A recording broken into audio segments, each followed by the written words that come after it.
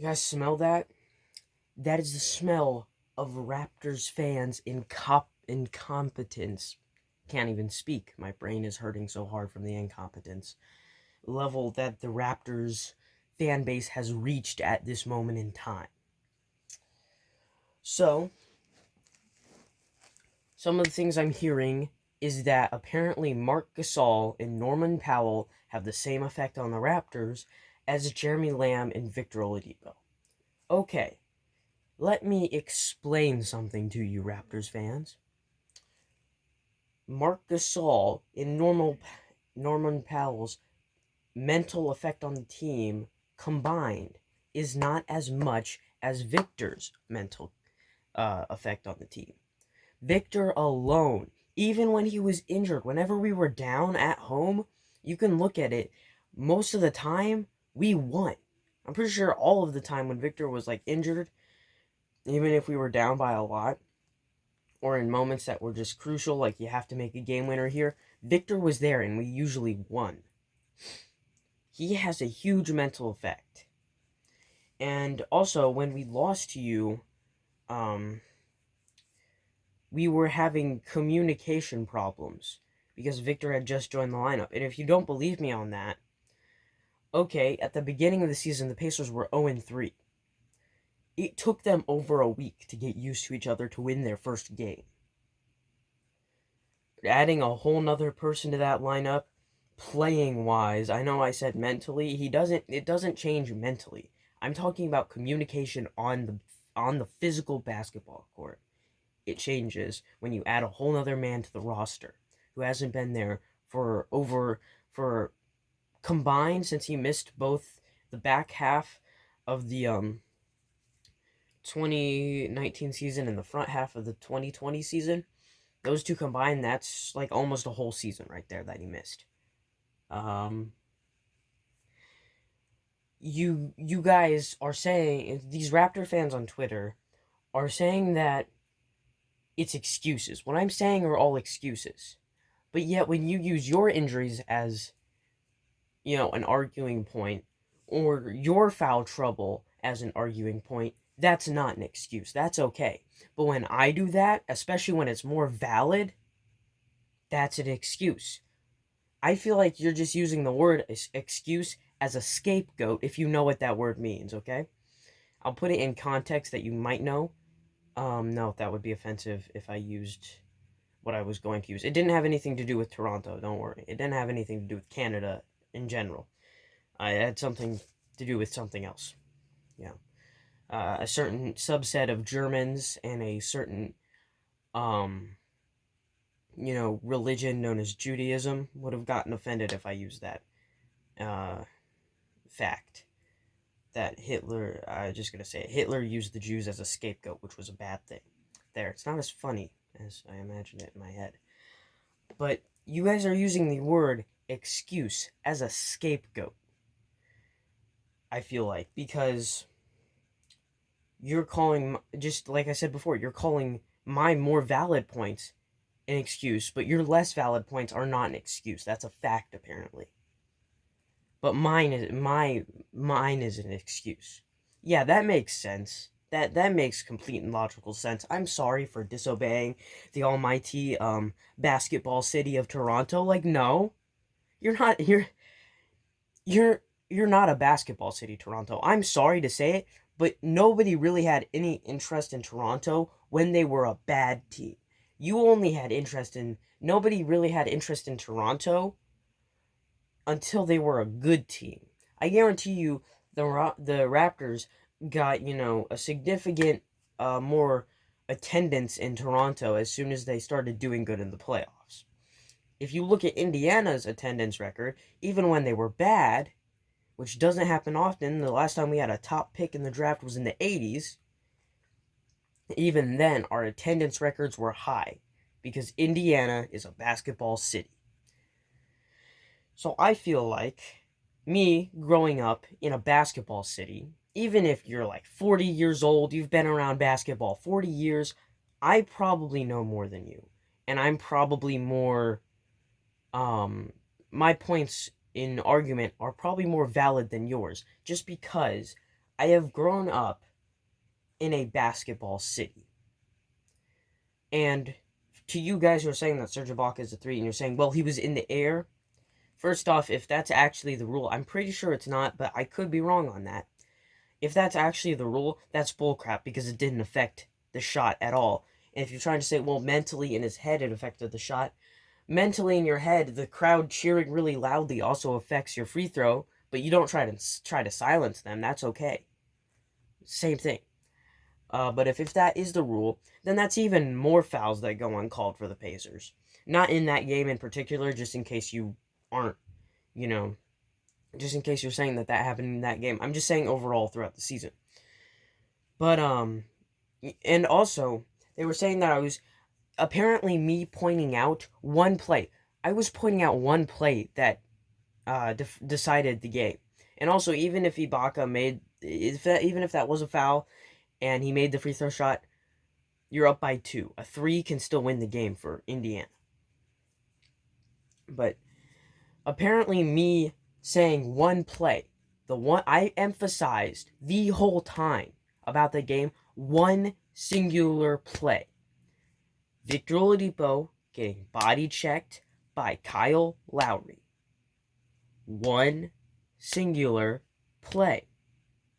I did not say that the whole us blowing 11 points was the ref's fault. No, us blowing 11 points is the coaching staff's fault and the players' fault. That's bad. That's on my team. But what's on your team and the refs is that terrible call. That's what's on your team. That's what I've been emphasizing. But apparently even when I say that, they're like, no, you're just taking it back because you know you're wrong. No.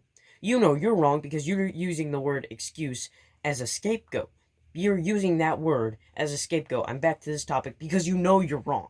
You know you're wrong. That's why you're saying that your point is more valid than my obvious. I want to. Can somebody get me?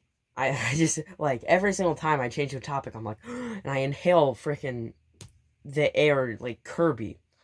But, anyways, whatever crack the fan base of the Toronto Raptors is smoking, can I get it? Because it's obviously good stuff. Like, it is obviously amazing if it's making these Raptors fans this incompetent. Like, I actually have a headache, possibly a developing migraine because of the incompetence of Raptors fans. I'm going to have to wrap this up so I can get back to all of the Raptors fans tweeting at me at Twitter. They probably think I'm not responding because I have no excuse. I mean, well, now they're going to say it is an excuse because I accidentally said excuses.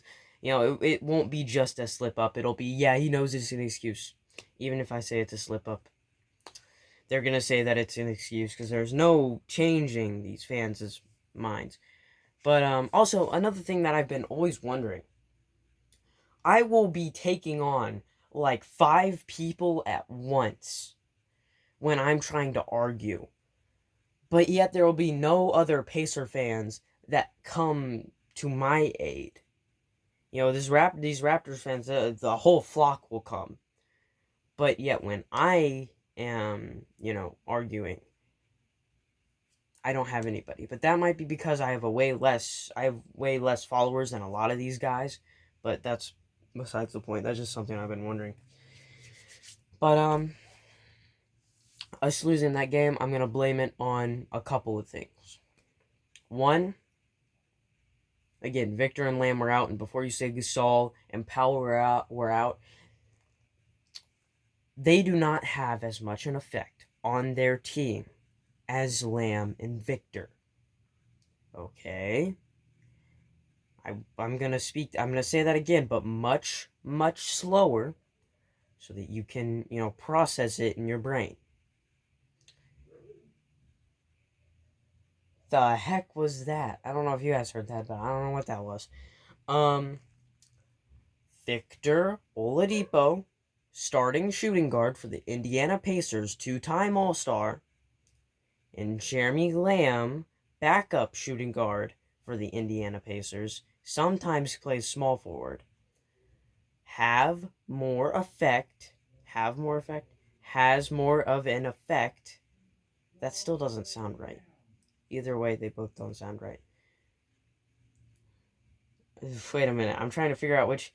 My freaking dyslexia is kicking in, and I'm like, am I sure that's a full sentence?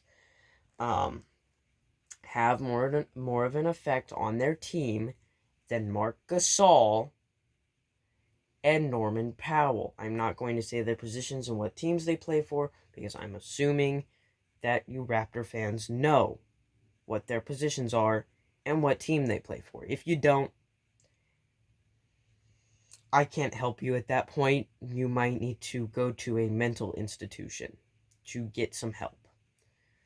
But yeah, they have less of a effect on their team than than than Victor Oladipo and Jeremy Lamb. Than kind of sounds like Jeremy Lamb. I'm slipping up, and because of me making fun of Raptors fans' mental capacity, they're gonna be like, he slipped up. Um. So yeah, I already know I messed up in that regard. Why is this headlamp on again, bruh? They're gonna make fun of me for that. I know that, but before you make fun of me for that, the only reason I'm having trouble speaking is because my IQ has been lowered by at least 50 points because of reading all of these idiotic tweets from Raptor fans. That's why I'm having trouble speaking. I'll probably get a bad grade on all my tests from now on just because my IQ has been lowering every second I read a Raptor fan tweet because it's just bad. The tweets are bad. They're not good. No. If you read even a fraction of the ones that I read, you get a migraine. So my brain is not happy right now. I think that's a good note to end this on. My brain is not happy because of how stupid these people are. And now that I said these people, probably some people are going to call me a racist because apparently saying these people, I'm somehow calling out a subset of people that they just assume that I call out. Whether that be any subset of people that you choose. I'm just trying to cover myself for any insults and I'm clearing up all of these all of the misspoken words, all of the slip-ups and stuff before the Raptors fans jump on it and just start writing that thing throughout the whole argument and using that as a callback when I just slipped up. So, yeah. That's a good note to end it on. Slip-ups and covering myself.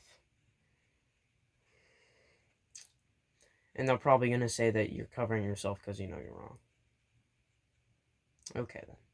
Well, I'll see you guys the next time I make a rant. And, yeah. This